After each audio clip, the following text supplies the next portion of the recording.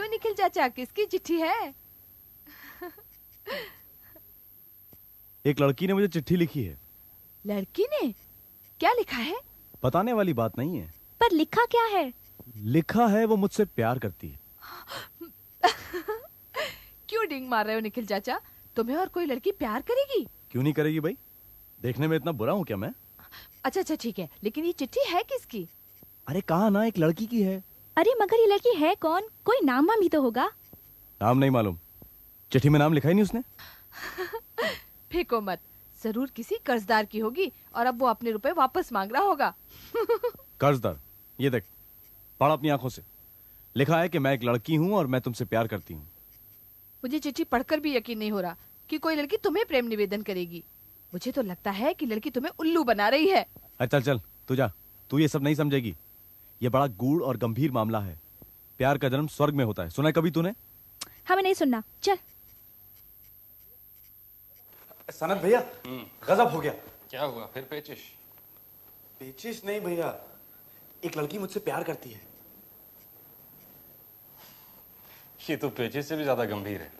बेवकूफ, बंगाल में ऐसी कोई लड़की नहीं तुझसे प्यार करेगी। क्या बात है बेनी माधव? उठो उठो। हाँ, आज फिर पेट में दर्द हो रहा है? उठो उठो उठो।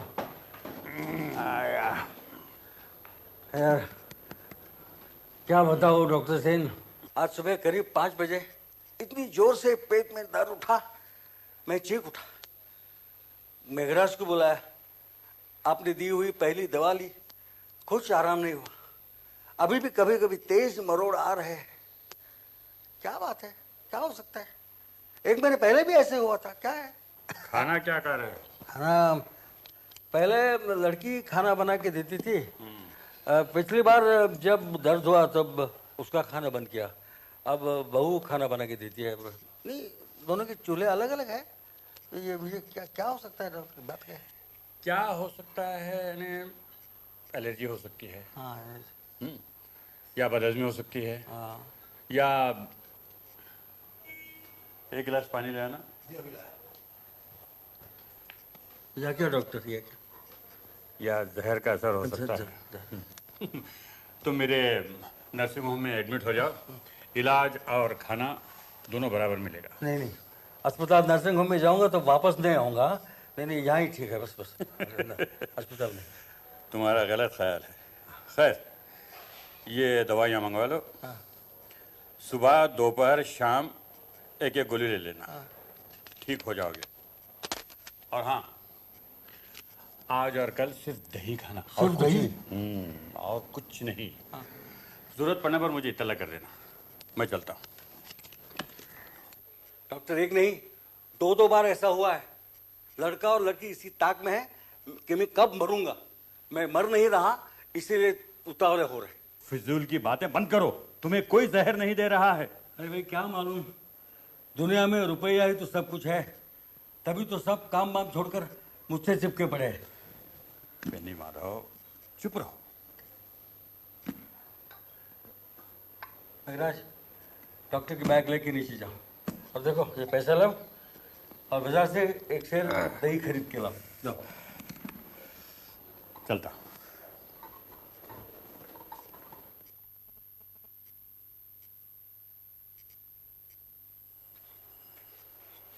पिताजी। बहू, खाना वापस ले जाओ। आज से अपने खाने का इंतजाम मैं खुद ही करूंगा। क्यों पिताजी?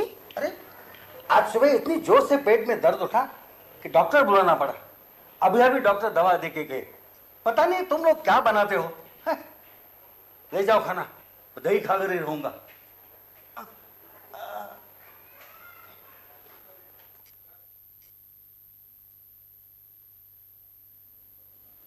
पिताजी, मुझे मालूम है भाभी के हाथ का खाना आपको हजम नहीं होगा। आज से मैं आपके लिए खाना बना के लाऊंगी। नहीं, जाओ यहां से। मेघराज,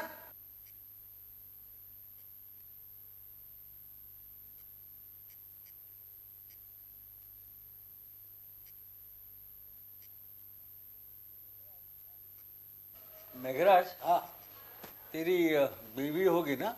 जी। हाँ। बाल बच्चे? बाल बच्चे नहीं है। नहीं है। अच्छा, अब तेरी औरत तो खाना पकाना जानती होगी ना? जानती है बाबूजी। तुम रहते हो कहाँ? दिल्ली के आसपास कहीं? जी फरीदाबाद में। फरीदाबाद, हाँ। अच्छा, ये बनकर और मेरी बात सुन। तुम दिल्ली जाओ और अपनी औरत को यहाँ ले आओ। तुम्हारी औरत मेरा खाना बनाएंगी। आज से तुम्हारी तनख्वाह डबल हो गई। हाँ, कल सुबह ही प्लेन से दिल्ली जाओ और औरत को लेके यहाँ फौरन लौट आओ। सारा खर्चा मैं करूँगा, ठीक है? ठीक है बाबू। आजा आजा, ले आया बाबूजी। ये तो रहो बेटा। क्या नाम है तुम्हारा? फूलवती। फुलवती, तुम अपना मेघराज का और मेरा खाना बनाओगी दोनों वक्त का। तुम नीचे रहोगी, कोई आएगा जाएगा तो दरवाजा खोलोगी और बाद में मुझे बताओगी, ठीक है ना? जाओ जाओ। फूलवती, जी रात को आने में मुझे देर हो जाएगी। एक पार्टी में जा रहा हूँ। पार्टी कब खत्म होगी कह नहीं सकता। दरवाजा खटखटाऊं तो खोल देना।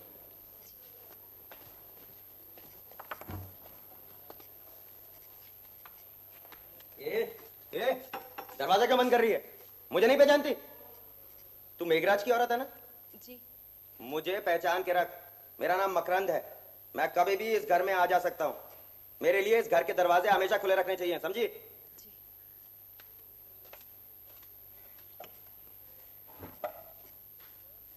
सुनो, यह है मेरे पुराने सॉलिसिटर सुधांशु बाबू। सुधांशु, यह है मेरी बेटी गायत्री, इसका पति गंगाधर, इनकी बेटी झिल्ली, और ये बैठा है मेरा लड़का अजय, उसकी पत्नी आरती और उनका उजड्ड बेटा मकरंद। ये मेरे पास बैठी है इनकी बेटी लावनी। यही मेरा पूरा परिवार है। नीचे दो लड़के रहते हैं, सनत और निखिल, वो मेरे मामा के तरफ से रिश्तेदार है। तुम सब लोगों को यहाँ बुलाया गया है क्योंकि मैं अपनी वसीयत बनाना चाहता हूँ।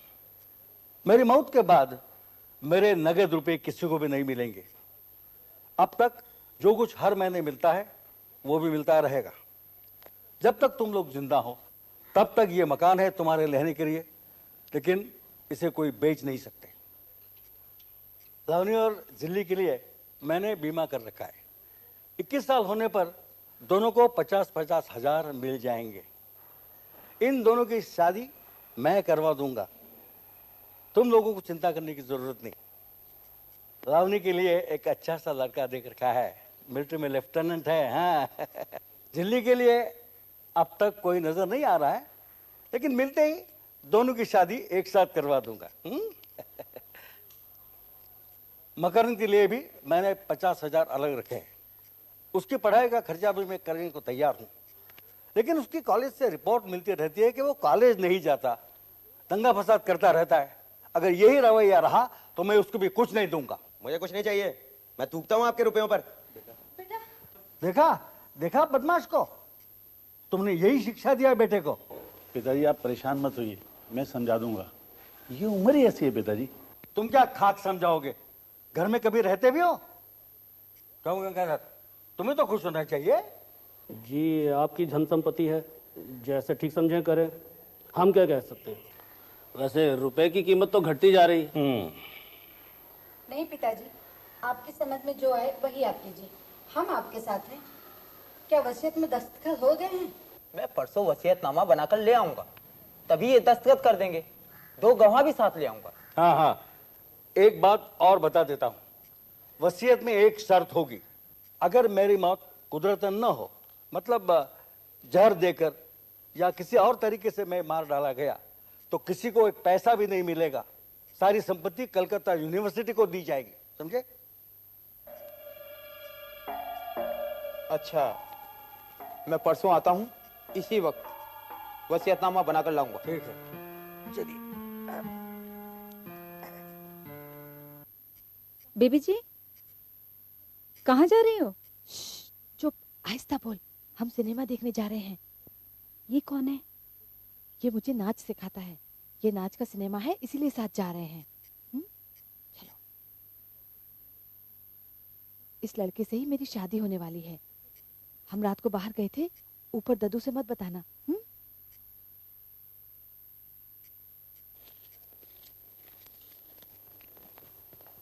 फूलवती, मैं वर्धमान जा रहा हूँ। कल सुबह वहाँ एक नाच गाने की महफिल है। कल शाम तक ही आना होगा, इसलिए आज रात को तुम्हें मेरे लिए दरवाज़ा खोलने की आवश्यकता नहीं पड़ेगी।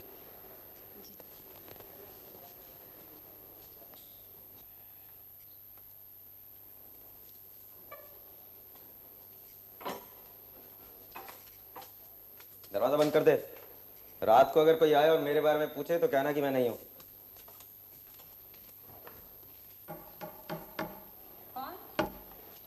मैं हूं। भूल गई क्या? अरे पगली, ये तो खुशबू है, खुशबू।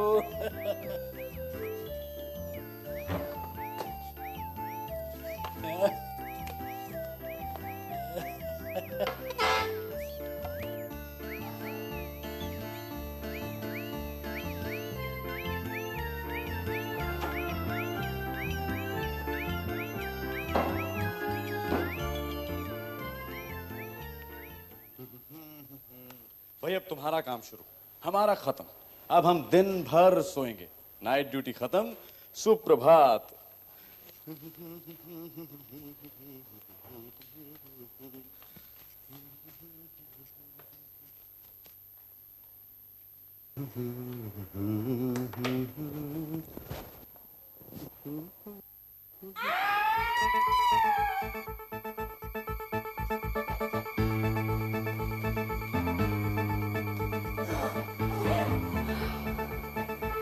मामा, मामा को तो कुछ नहीं हुआ।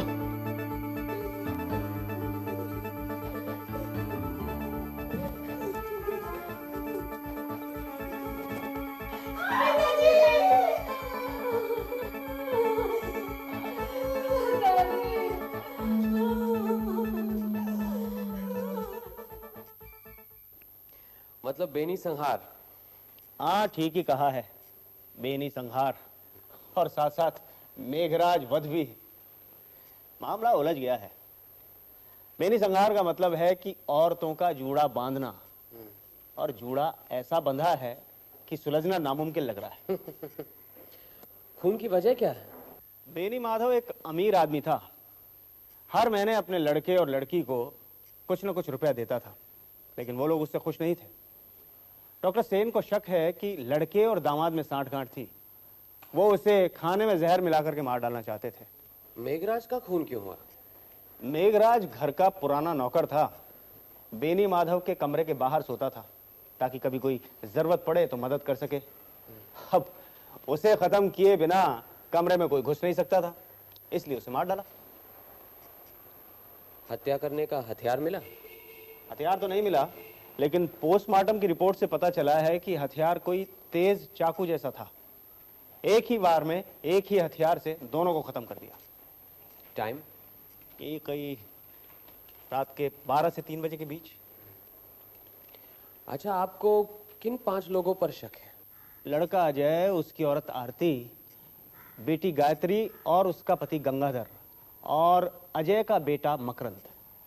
मकरंद उस रात करीब 9 बजे घर आया था और उसी रात वापस चला गया। कहाँ गया कुछ पता नहीं, अभी तक गायब है। उसके नाम अरेस्ट वारंट निकाला है। घर में अब कौन कौन है? अजय, आरती, गंगाधर, गायत्री, झिल्ली, निखिल राय, सनत गांगुली और मेघराज की विधवा फूलवती। अजय की लड़की लावनी अपने डांस मास्टर के साथ सिनेमा देखने गई थी, लेकिन अभी तक वापस नहीं आई। निखिल और सनत रात को अपने कमरे से निकले थे, लेकिन दूसरे दिन वापस आ गए थे। इस समय घर में जो भी है उन सबको बाहर न निकलने के लिए कह दिया है। ठीक है, इन सब के जो बयान है उसकी फाइल आप मुझे दे दीजिए। हाँ, ये लीजिए। नमस्कार, मैं बेनी माधव का वकील हूँ। आज ही अखबार देखा तो। बैठिए बैठिए। अच्छा हुआ आप आ गए। अच्छा ये बताइए, बेनी माधव से आपकी आखिरी मुलाकात कब हुई थी? परसों। वो अपनी वसीयत बनवाना चाहते थे, तभी उनसे मिलना हुआ था। वसीयत पर दस्तखत होने की आज ही बात थी, लेकिन। अच्छा, वसीयत में क्या क्या शर्तें हैं? उन्होंने अपने रिश्तेदारों में से सभी को कुछ ना कुछ दिया, लेकिन अजय के बेटे मकरंद को छोड़कर। लड़का गर्म मिजाज का बेवकूफ है। मुद्दे की बात यह है, कि अगर उनकी मौत कुदरतन ना होती तो किसी को कुछ नहीं मिलता। सारा रुपया कलकत्ता विश्वविद्यालय को जाता। और संयोग देखिए कि उनकी मौत कुदरतन नहीं हुई। अब तो शायद किसी को कुछ ना मिले।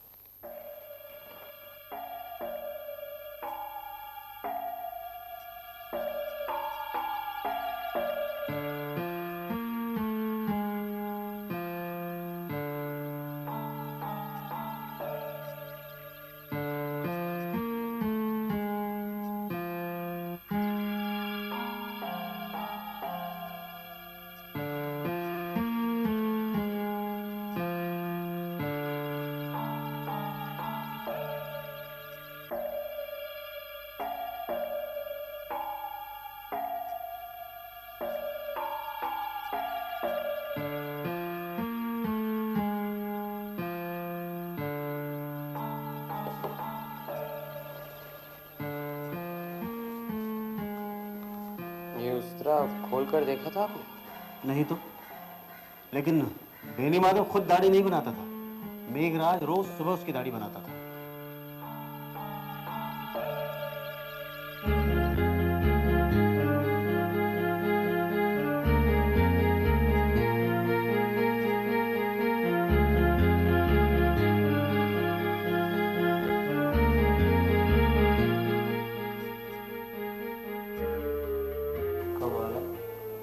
क्या हुआ? इस पर तो उंगली के निशान है।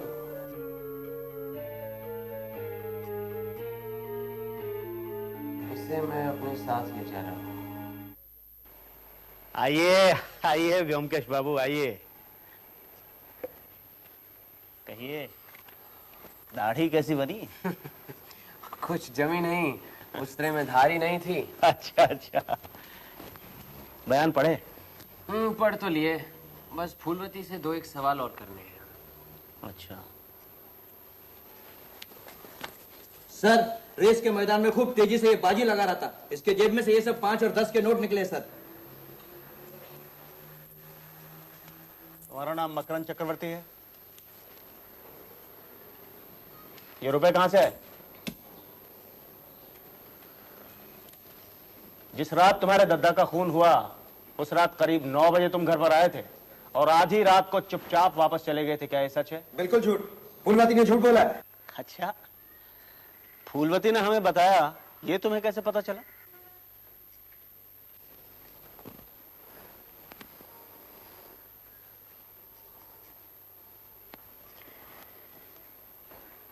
उस दिन तुम्हारे दद्दा ने अपनी वसीयत के बारे में बताते हुए तुम्हें कुछ भी न देने का फैसला किया था और तुमने कहा था कि मैं थूकता हूं तुम्हारी इस दौलत पर, और गुस्से में तुम चले गए थे। उसी रात तुम्हारे दद्दा का खून हो गया था। तो मैं क्या करूं? चुपचाप अपने कमरे में जाओ और वहां से निकलने की कोशिश मत करना, समझे?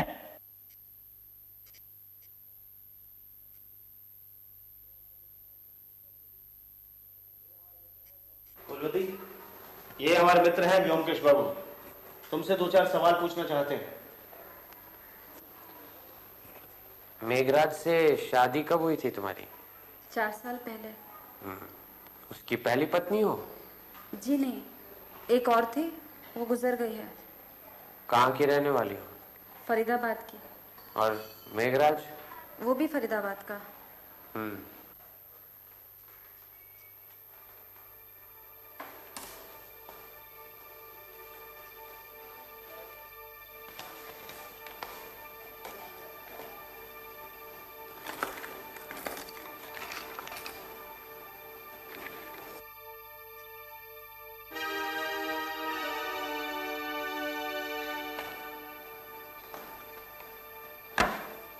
ये बक्सा आपका है? जी हाँ। चलिए दूसरों से भी मिल लेते हैं। आइए।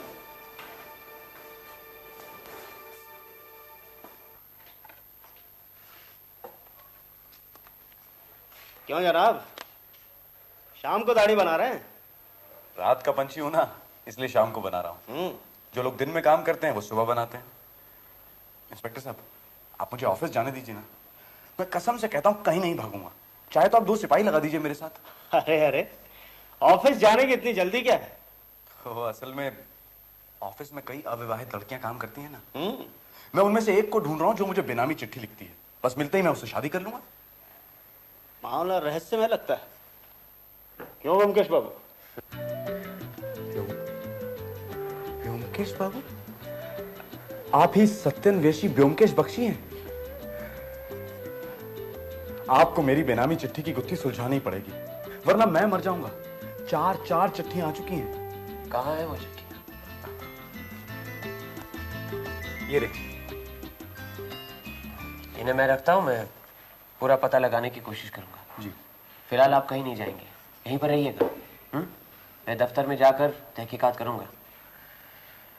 आपके पास बरसाती है रेनकोट? रेनकोट? आप रेनकोट से लड़की का पता लगाएंगे? नहीं, लड़की का नहीं, किसी और का है आपके पास? एक थी तो सही। छाता है, छाता चलेगा? नहीं, रेनकोट। और ये आप उस्तरे का इस्तेमाल करते हैं? तो फिर किसका करूं? जब आपकी दाढ़ी आनी शुरू हुई थी तो इस उस्तरे का रिवाज चला गया था। जाइए, रेनकोट लाइए। ब्योमकेश बाबू, ये रेनकोट क्यों इकट्ठा कर रहे हैं? जो आदमी छुरा या उस्तरे से गला काटने जा रहा है, उसे जरूर मालूम है कि गला काटने से खून फव्वारे जैसा उछलेगा, उसके बदन पर भी लगेगा। इसलिए जरूर वो रेनकोट या ऐसी कोई चीज का इस्तेमाल करेगा जिस पर अगर खून के दाग या धब्बे लग भी गए तो आसानी से धोए जा सके। समझे? सनद से रेनकोट भी हासिल कर ले।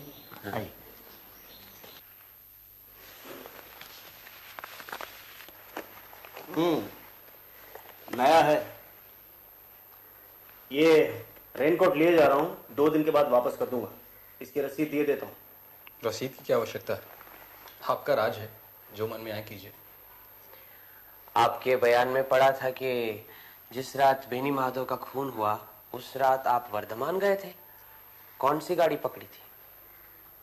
आप कौन? ये ब्योमकेश बख्शी हैं, मशहूर सत्यन्वेषी। नाम सुना है, लेकिन मैं जासूसी कहानियां नहीं पढ़ता। क्या कह रहे थे आप उस रात वर्धमान गए थे, किस गाड़ी से? रात 10:30 की गाड़ी से। तो आपने अगले दिन 6 बजे की गाड़ी क्यों नहीं पकड़ी? सुबह की गाड़ी अगर पकड़ता तो वक्त से पहुंच नहीं पाता। मजलिस सुबह की थी। वहां क्या आपकी कोई रहने की जगह है? जी नहीं, रात मैंने रेलवे प्लेटफॉर्म पर एक बेंच पर काटी। तो चाय के स्टॉल में चाय तो पी होगी? मैं चाय नहीं पीता। अच्छा, आप कहते हैं आप उस रात 10:30 बजे गए थे, इस बात का कोई गवाह है? गवाह की क्या आवश्यकता है? आप क्या सोचते हैं मामा का खून मैंने किया है? चलो इंस्पेक्टर, ऊपर चलते हैं। नहीं, ये कोट बाहर गोविंद को देते।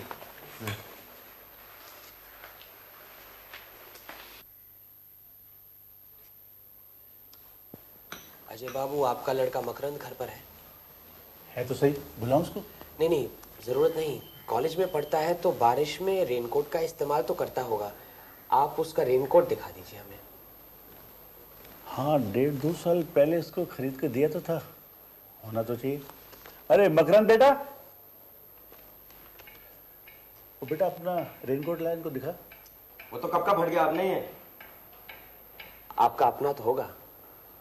हाँ, मेरा तो होना चाहिए। अरे बेटा देख, अपनी माँ से पूछ, मेरा रेनकोट लेके आ, यहीं कहीं पड़ा होगा। सुनो, अपनी माँ और बहन का भी साथ लेते आना। अरे भाई, अब क्या चाहिए? ये हमारे साथी हैं ब्योमकेश बख्शी। साथी हैं तो मैं क्या करूं? आपको मालूम होना चाहिए कि हम आपको बेनी माधव बाबू की हत्या के जुर्म में गिरफ्तार भी कर सकते हैं। जी हाँ। मैंने कुछ नहीं किया, मुझे कुछ नहीं मालूम। उन्हें इस दुनिया से हटा देने में आपका भी स्वार्थ है और अजय बाबू का भी, लेकिन वो लड़के हैं, आप दामाद, इसलिए ज्यादा शक आप पर है। आपके सर पर फांसी का फंदा लटक रहा है, इसलिए ज्यादा गर्मी मत दिखाइए।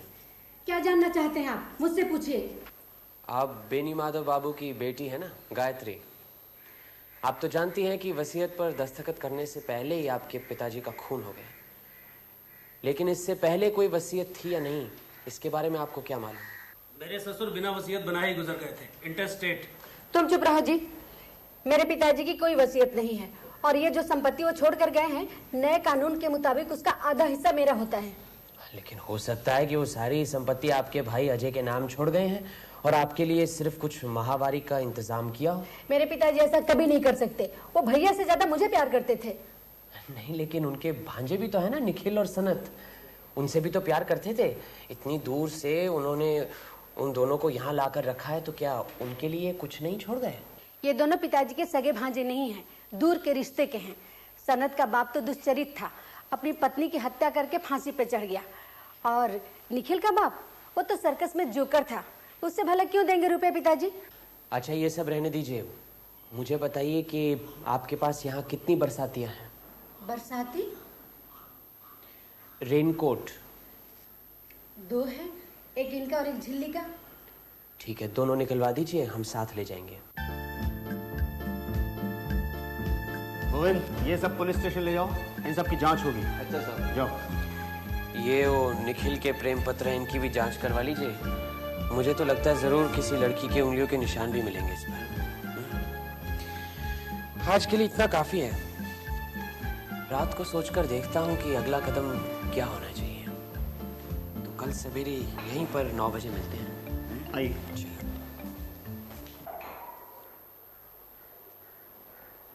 आइए आइए व्योमकेश बाबू, आइए। मैं आप ही का इंतजार कर रहा था। क्या हुआ? सुबह सुबह यहाँ पहुंचा तो मुझे फूलवती ने बताया कि उसके कमरे से उसके साज श्रृंगार का बक्सा चोरी हो गया। साज श्रृंगार का बक्सा कैसे चोरी हुआ?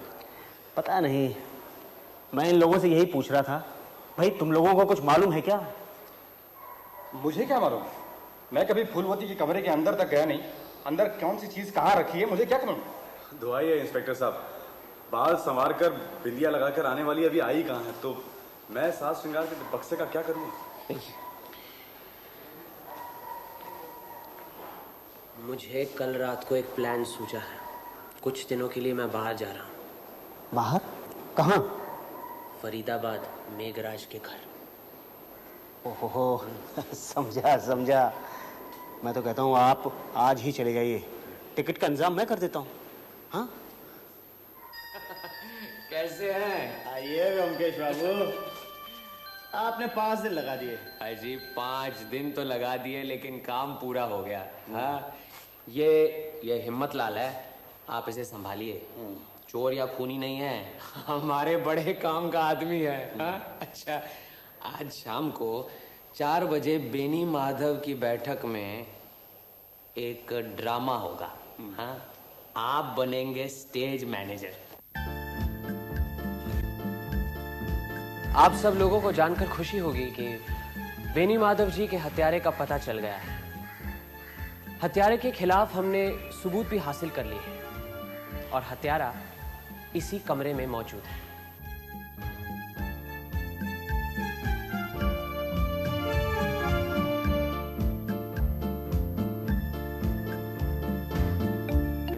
जब मैं छानबीन करने के लिए बेनी माधव जी के कमरे में गया तो वहां मुझे एक उस्तरा मिला, लंबा पुराने किस्म का, जिससे कि मेघराज रोज सवेरे बेनी माधव जी की दाढ़ी बनाता था। जब मैंने उसे करीब से देखा तो ऐसा लगा कि उस पर तो किसी की उंगलियों के निशान नहीं है। किसी ने बड़ी चतुराई से उंगलियों के निशान मिटाकर उसे वापस रख दिया था। क्यों? मुझे शक हुआ। मैं उसे घर ले गया। उससे दाढ़ी बनवानी चाहिए, लेकिन उसकी तो धार ही उतर गई थी। दाढ़ी क्या, उससे तो पेंसिल भी नहीं बनवा सकते थे। फिर मुझे यकीन हो गया कि जरूर इसी उस्तरे के साथ ही किसी ने उन दोनों आदमियों का गला काट दिया है। लेकिन अब सवाल ये उठता है कि उस्तरा था कमरे के अंदर और खूनी आया कमरे के बाहर से, तो फिर कमरे में घुसने से पहले उसने उस्तरा हासिल कैसे किया? किसी ने जरूर उसे बाहर निकाला होगा। किसने निकाला?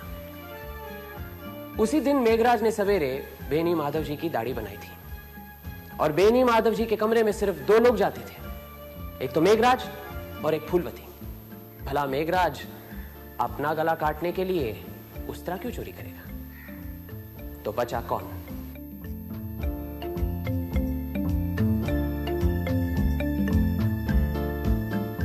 एक बात समझ में नहीं आई, हत्यारा उस तरह से ही क्यों खून करने लगा? कोई और औजार नहीं मिला उसे? हत्यारा बहुत ही चतुर है। उसे मालूम है कि हत्या करने का औजार इतनी आसानी से छुपाया नहीं जा सकता। इसीलिए उसने बेनी माधव जी के उस्त्रे का ही इस्तेमाल किया। उसी से उनका गला काटकर उसे वापस उसी जगह पर रख दिया, ताकि किसी को ख्याल भी नहीं आएगा कि हत्या उसी उस्त्रे से की गई है और पुलिस अंधेरे में टटोलती रह जाएगी। क्यों, आई बात समझ में? मैंने शुरू में ही एक छोटी सी गलती की थी। सोचा था कि खून का मकसद बेनी माधव जी है, और इस तरह की गलती करना अस्वाभाविक नहीं है। मेघराज बेनी माधव का द्वारपाल था। जो भी कोई बेनी माधव का खून करना चाहता था, वो बिना मेघराज का खून किए कमरे में घुस नहीं सकता था। इसीलिए उसने मेघराज को मारा। अब हत्यारा जानता था कि किसी का गला काटने से काफी खून निकलता है और उससे उसके कपड़े भी खून से सन सकते हैं। कपड़ों पर जब खून के दाग लगते हैं तो वो आसानी से धोए नहीं जा सकते। यूरोप और अमेरिका में रहस्यमय उपन्यासों में आपने पढ़ा होगा कि जो भी कोई खून करता है वो अक्सर रेनकोट जैसी कोई चीज पहन लेता है, क्योंकि रेनकोट के तेल जैसे सतह पर अगर खून के दाग लगे ना तो आसानी से धोए जा सकते हैं। इसीलिए आप सबकी बरसातियां हमने इकट्ठी की थी और वो लेबोरेटरी में जांच पड़ताल के लिए भिजवाई गई थी। उसकी रिपोर्ट भी हमारे पास है। फूलवती के बयान से पता लगा कि फूलवती फरीदाबाद की रहने वाली है और फरीदाबाद का पता भी उसके कमरे से मिला था। जानकारी के लिए मैं फरीदाबाद गया था, आज ही लौटा हूं। वहां पर जो मैंने छानबीन की, काफी कुछ पता लगा लिया। हमें यह पता लगा है कि फूलवती मेघराज की पत्नी नहीं है। मेघराज की पत्नी गुजर चुकी है। जब बेनी माधव जी ने मेघराज को बुलाकर कहा कि जाओ, जाकर अपनी पत्नी यहां ले आओ, तो मेघराज फूलवती को अपनी पत्नी बनाकर यहां ले आया। फूलवती का भी पति है। फूलवती और मेघराज में पहले से ही संबंध रहे हैं। फूलवती मेघराज के साथ यहां भाग आई। नहीं नहीं, ये सब झूठ है। मतलाल,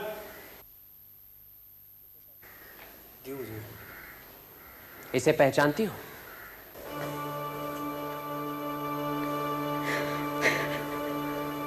हिम्मतलाल, फूलवती तुम्हारी कौन है? ये मेरी ब्याता औरत है हुजूर। यहाँ कैसे आए? मुझे छोड़कर मेघराज के साथ भाग आई। ठीक है, जाओ तुम। इस सारी खुराफात की जड़ फूलवती है। अपने पति को छोड़कर मेघराज के साथ यहाँ चली आई और यहाँ आकर एक दूसरे मर्द को अपने मोहजाल में फंसाया। लेकिन मेघराज सख्त किस्म का आदमी था। अगर उसे फूलवती के प्रेम के बारे में पता चलता तो शायद उसे ठंडा कर देता। इसीलिए मेघराज को रास्ते से हटाना बहुत जरूरी था। लेकिन मेघराज का खून करने से पकड़े जाने का डर था। इसीलिए मेघराज के साथ साथ बेनी माधव का खून करके पुलिस की आंखों में धूल झोंकने की साजिश थी। अब सवाल यह उठता है कि क्या फूलवती अपने हाथों से इन दोनों आदमियों का गला काट सकती थी? अक्सर छुरा, तलवार, उस्त्रा औरतों के हथियार नहीं माने जाते। इसका मतलब है जरूर फूलवती का कोई मददगार था। फूलवती के कमरे में मैंने लकड़ी का एक साज श्रृंगार का बक्सा देखा। उस बक्से के अंदर आईने के साथ उसकी एक तस्वीर मिली जिसमें वो पलंग पर बैठकर हंस रही थी। दूसरे दिन सुना कि वो साज श्रृंगार का बक्सा चोरी हो गया है। असल में वो बक्सा हमने ही हटाया था। इंस्पेक्टर, वो बक्सा निकालेंगे?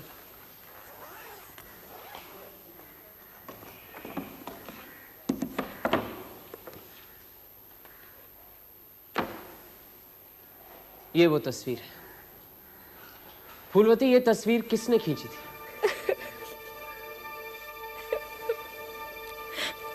सनत बाबू, आप तो फोटोग्राफी के कदरदान हैं, विशेषज्ञ भी।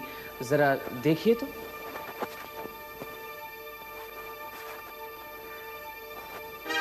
फूलवती की तस्वीर। हाँ हाँ, लेकिन अगर आप गौर से देखेंगे तो फूलवती को पलंग पर बिठाकर तस्वीर खींची गई है और उसके पीछे पलंग पर लकड़ी की खूबसूरत नक्काशी नजर आ रही है। किसका पलंग है, नहीं पहचानते? आप कहना क्या चाहते हैं? आपने रात को अपने कमरे में फूलवती को अपने पलंग पर बिठाकर फ्लैश से तस्वीर खींची थी। आप ही उसके गुप्त प्रेमी हैं। जब मेघराज बेनी माधव जी के कमरे के दरवाजे पर सोता था तो फूलवती आपके कमरे में जाती थी। उससे क्या साबित होता है? मामा का खून मैंने किया है। सारा दोष फूलवती को नहीं दूंगा। आप तो उसके प्यार में इतने पागल हैं कि दिमागी संतुलन खो बैठे हैं। मेघराज का खून करके उसे पाना चाहते थे। शायद ये सोचा होगा कि खून का मामला सब निपट जाए तो उसे लेकर कहीं भाग जाएंगे। मैंने खून नहीं किया है। आपकी रगों में खूनी का खून है। आपके पिता आपकी माँ का खून करके फांसी पर लटक गए थे। मैं आपसे कह रहा हूँ मैंने खून नहीं किया है। खून फूलवती ने किया है। नहीं नहीं नहीं, ये सब झूठ है। ये बिल्कुल ठीक कह रही है। इसने अपने हाथों से खून नहीं किया, खून किया है आपने। कोई सबूत है आपके पास? जी हाँ, एक छोटा सा सबूत है। खून करने के बाद आपने रेनकोट की अच्छी तरह से धुलाई तो कर दी, लेकिन उसके जेब में 2-3 बूंदें खून की रह गई। जांच पड़ताल के बाद हमें पता चला है कि वो खून बेनी माधव जी के खून से मिलता है। हाँ हाँ, खून सनत बाबू ने किया है। मुझे कुछ नहीं मालूम, मैं बेकसूर हूँ। पकड़ो।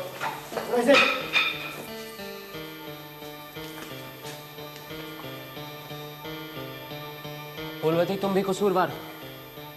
तुम्ही ने बेनी माधव जी का उस्तरा चोरी करके सनत बाबू को दिया था और उस रात तुम्ही ने दरवाजा खोल के सनत बाबू को घर में घुसाया था और फिर खून करने के बाद जब वो घर से बाहर वापस गए तो तुमने दरवाजा बंद कर लिया। हो सकता है कि खून से सना हुआ रेनकोट तुम दोनों ने धोया हो। तुम दोनों ही अपराधी हो।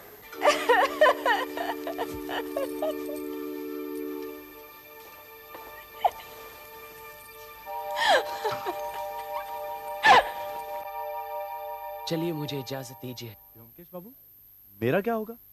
चिट्ठी लिखने वाली कौन है आपने बताया ही नहीं। अरे हाँ अच्छा, ये बताओ मुझे कि अगर मैंने तुम्हें बता दिया कि चिट्ठी लिखने वाली कौन है तो तुम क्या करोगे? क्या करूंगा? शादी करूंगा उससे, और क्या। व्योमकेश बाबू, लड़की चाहे लूली लंगड़ी बहरी कैसी भी हो, मैं उससे शादी कर लूंगा। तो बस समझ लो कि लड़की का पता चल गया। ए झिल्ली, इधर आ। ये रही तुम्हारी बेनामी चिट्ठियों की रचयिता। पकड़ो इसे। ये झिल्ली? झिल्ली मुझे चिट्ठियां लिखती थी? झिल्ली मुझसे प्यार करती है?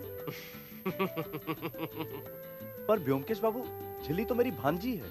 अरे घबराओ मत, बड़ी समझदार लड़की है। हाँ? बिन सोचे समझे उसने अपना दिल नहीं दिया। जानता हूँ तुम्हारा मामा भांजी का रिश्ता है, लेकिन रिश्ता बहुत दूर का है।